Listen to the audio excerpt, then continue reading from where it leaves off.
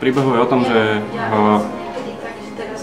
náš hlavný hrdina so svojou priateľkou. Ja budem hrať krásneho vysokého muža. Ružinovský Johnny Depp. Náš hlavný hrdina so svojou priateľkou to prechádzajú a počas prechádzky míňajú kvetinárstvo, pred ktorým máme hromadu kvetiniek. Priateľka hlavného hrdinu uvidí kvietok, ktorý sa jej zapáči. To je tak spolu asi. To je také tu. Super.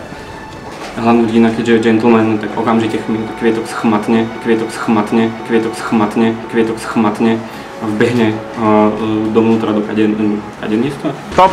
A akcia kvetinárstva, kde jej ho chce okamžite kúpiť, aby jej spravil radosť. Pretože ho má rád. Tuto berieme a dáme si pre istotu jednu do rezervy.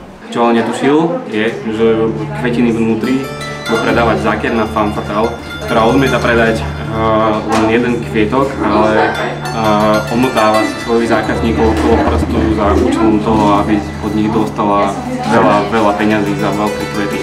A on je podľahne.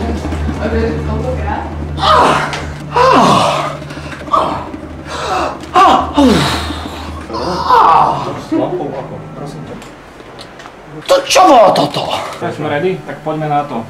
Kamera. Akcia.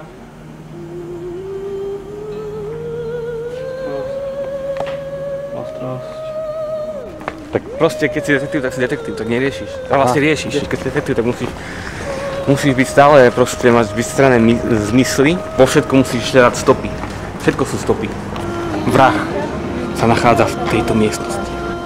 Ja ako detektív sa nebránim používať akékoľvek vyšetrovacie postupy a prostriedky. Čítaš si noviny v kvetinárstve, čo je predsa úplne bežné. Áno, to je úplne bežné, že takto detektív vidieš.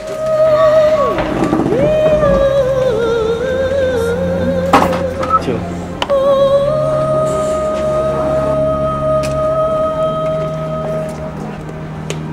Akcia.